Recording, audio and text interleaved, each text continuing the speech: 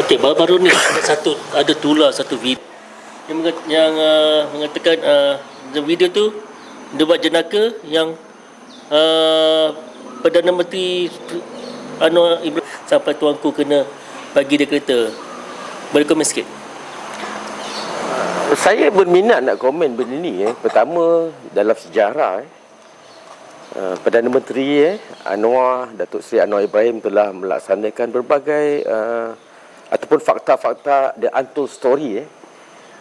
Saya kenal Datin Seri Dr. Wan Azizah. Dia adalah my lecturer dan tiap kali kami berjumpa, kami bertegur sapa, dan baru-baru ni di PICC penutup pun saya berbual dengan Datuk Seri mengenai Datuk Wan Azizah. Saya kirim salam dekat dia. Saya kenal sangat.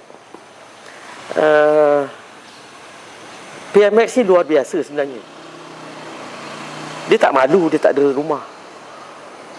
Dia sewa ke, dia lease ke. Dia tak ambil. Dia ketika Maidin book kereta berjuta-juta Mercedes, dia pulangkan balik.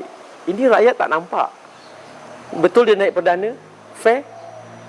Dan saya ingat lagi ni satu kisah ketika PRU yang lepas mungkin yang lepas ataupun 2 yang lepas, ketika Anwar masih lagi dalam penjara ada seorang lah, saya tak nak sebut nama lah, nanti tak pasal-pasal saya kena saman nak bagi dia duit Datuk Wan Azizah ketika tu dia presiden. Dia tak nak terima. Mungkin tanya Azmin lah kalau dia ingat lagi. Dia offer banyak juta lah untuk PRU Tapi Datuk Wan tak nak. Dia tak nak terima duit tu. Dan dia sanggup jual rumah dia Jual rumah tau untuk PRU tau, menampung PKR tau, parti untuk election, calon-calon dan sebagainya. Ini dia untold story lah. Tapi bagi saya, hadiah daripada seorang Duli Yang Maha Mulia di-Pertuan Agong ataupun Sultan saya lah, Sultan Johor saya sebagai rakyat Johor, saya kenal sangat dia bukan hanya bagi kepada Perdana Menteri, dia bagi siapa dia nak bagi, dia bagi. Di Johor tak, perkara ni tak pelik. Masa Covid dia bagi, dia sebagai anugerah ataupun penghargaan beliau sebagai Duli Yang Maha Mulia Sultan Johor ketika itu.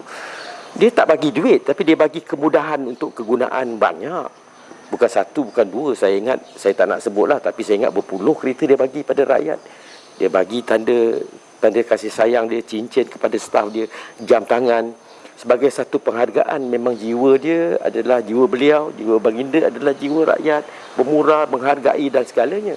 Tapi bagi saya, kalau Duli Yang Maha Mulia tuanku nak bagi hadiah, yelah dia pun simpati agaknya pakai kereta Proton Perdana kan.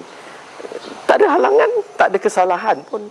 Saya tengok Cikgu Ubat dengan siapa tu berdialog, ialah mempersendakan benda-benda macam ni. Bagi saya, kita ada undang-undang Itulah kelemahan di Malaysia ni Bila hari-hari orang boleh mencerca, memfitnah,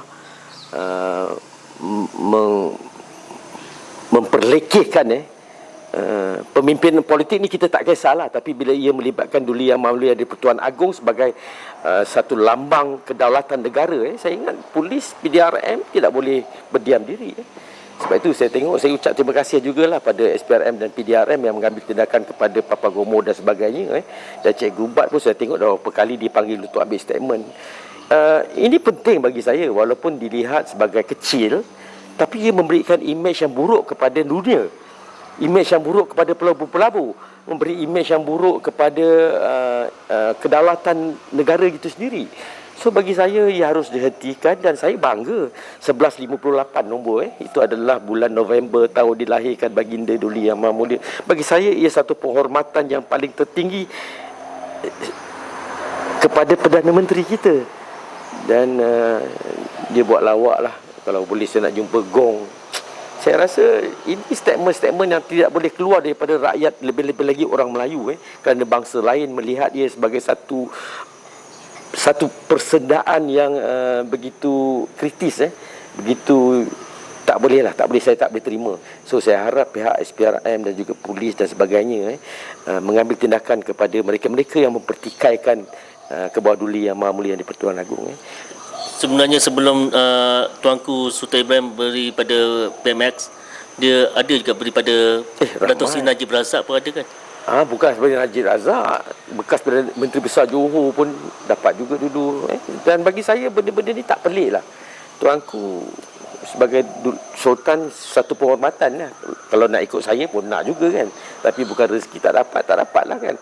Tapi bagi saya baru-baru ni saya teringat siapa nama tu, Ketua Pembangkang kita mempertikaikan bahawa bila Duli Yang Maha Mulia tuanku kata bahawa bila nak berpolitik atau nak tukar kerajaan tunggu PRU 16. Beliau memperlekehkan statement dia, termasuk Hasan Karim mengatakan bahawa dia melampaui batas dan sebagainya. Bagi saya statement-statement seperti ini tidak harus datang daripada ahli parlimen terutama daripada pihak pembangkang dan saya yakin perkara ini harus dikawal selia lebih awal supaya tidak merebak. Terima kasih.